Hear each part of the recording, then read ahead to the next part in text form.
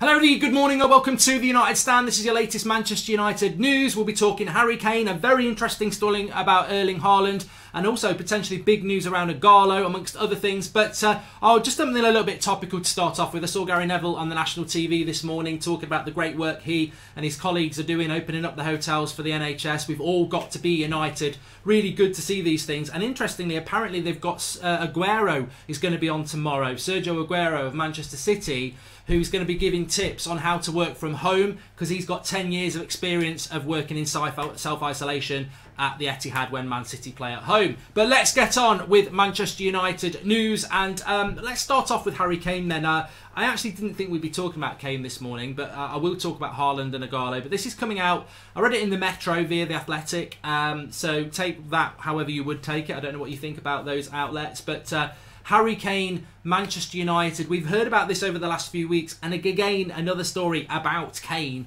This one that Manchester United have received positive vibes that Kane may be looking to leave Spurs this summer.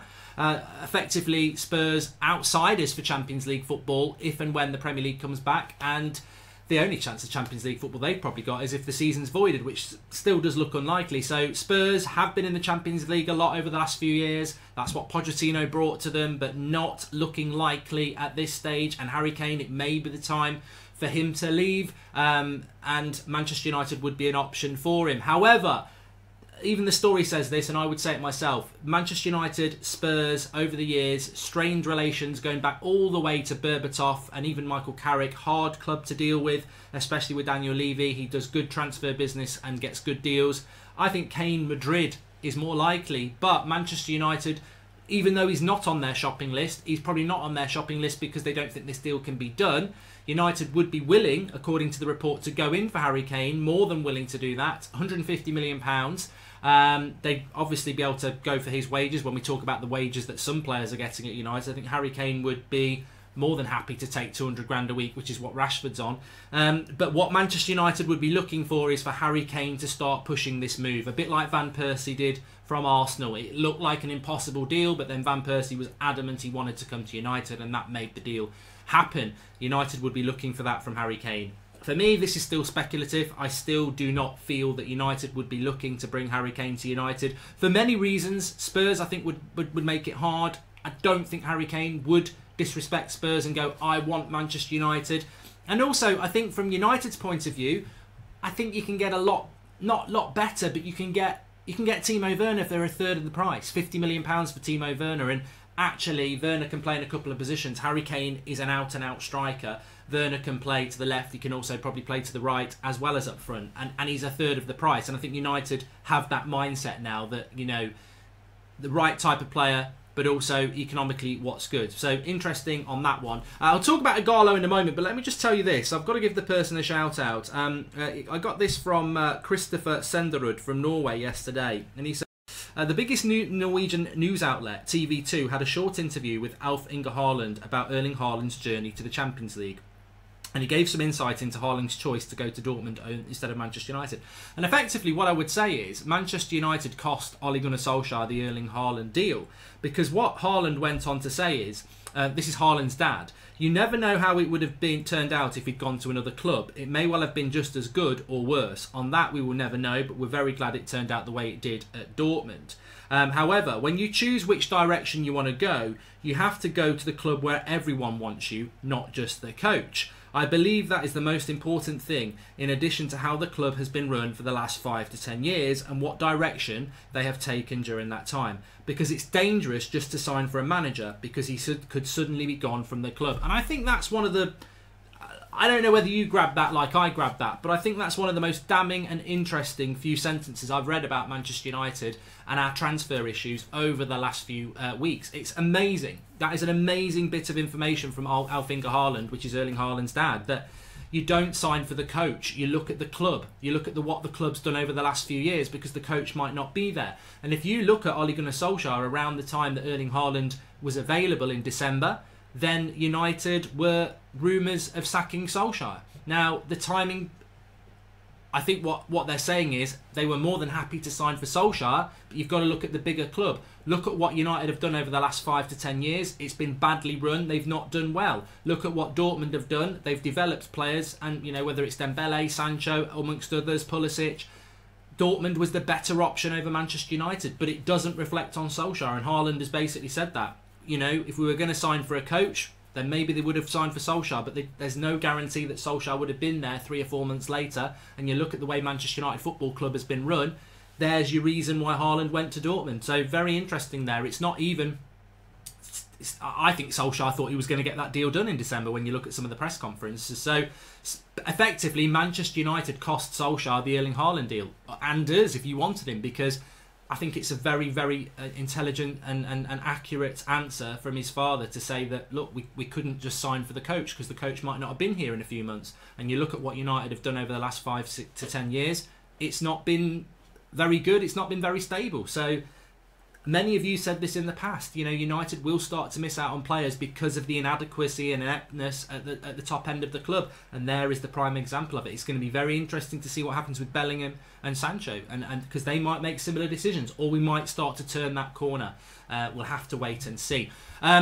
Look, I would have loved Haaland at Manchester United. Just as a little bit of a spoiler alert, I'm just about to this afternoon do my Manchester United career mode on That's Football. It'll be about 3 o'clock, and make sure you join me for that. But we are about to hit the January transfer window. I'm going to go out and try and get Erling Haaland because I just think it would be great to see what would have happened if we got him. So you can watch that later if you want to. But back to reality. There goes gravity. Also, Agallo. This is coming out from, I think it's from the Mail, but it's definitely out there. I've seen it, that Manchester United will sign Agallo on a permanent deal before his loan deal ends, which is May the 31st has been mentioned, but I thought it was the end of June. So they're going to be forced into a decision that they're happy to do. They want to sign Agallo, which sort of... You think about the Harry Kane, you think about the Timo Werner, and I don't know what you think about that. Agallo has been a cult hero, hasn't he? Everybody loves Agallo. I think he's done absolutely fantastically well. But are we not, all I'm going to say about this, and me as well, are we not making the same mistake with Agallo that we made with Ollie? Ollie's at the wheel, Agallo's at the wheel. They do really well for maybe 3 or 4 months, and then long term you go, yeah, maybe we shouldn't have done that. Look, I like Agallo. I've got nothing against us doing this deal. I'm excited about it if it's going to happen. But on the other hand, you sign Agallo and then you don't get Werner, or you don't get a Kane, or you don't get a top-class striker because you go for Agallo, who's 31 in August. So it's such a difficult one, because also, ideally for me, you extend Agallo's loan deal to the end of August so that when this season ends, you make a decision based on that. Having to make a decision on a couple of months of training and about a handful of games is very difficult. And if you do buy him, you're going to pay him very big wages. It could work out really well. Everything looks with Agallo that he would be the perfect sort of option off the bench, backup player, can play from the start as well. It looks good.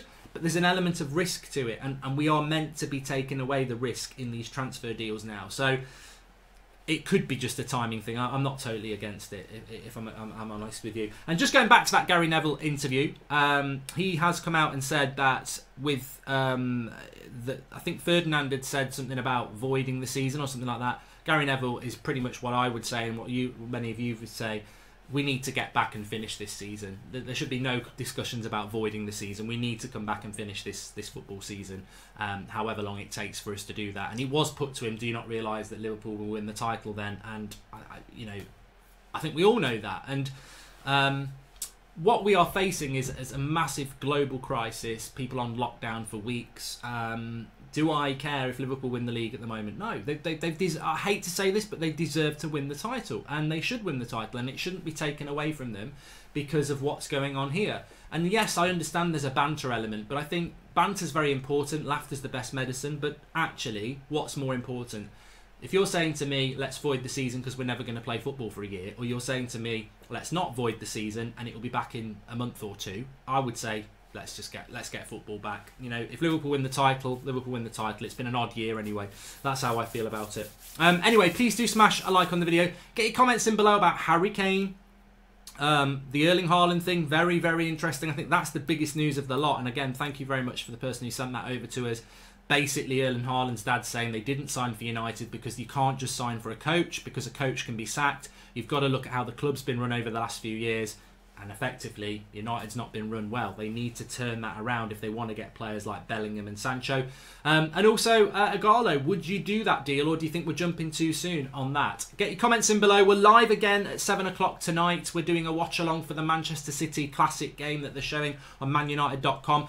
But it's a double whammy because we'll be doing a call-in while that's on as well. So we've got some classic football to watch and we'll be doing a call-in. It's going to be action-packed from 7 till 9 tonight. Join me for that. And also the Flex and Rant show is still going. Lockdown will not stop it. It was recorded yesterday anyway, so it was before lockdown, but it will still carry on in a Skype sort of way. But that's coming out at 1 o'clock today as well. Enjoy your day, have a good day, stay positive, and I will speak to you soon. If you want to see more of me before 7 o'clock, you can check out Mark Goldbridge, That's Football. I'll be live at about 2:30 today, 2 o'clock, with the career mode, where I will be signing Haaland. Thanks for watching.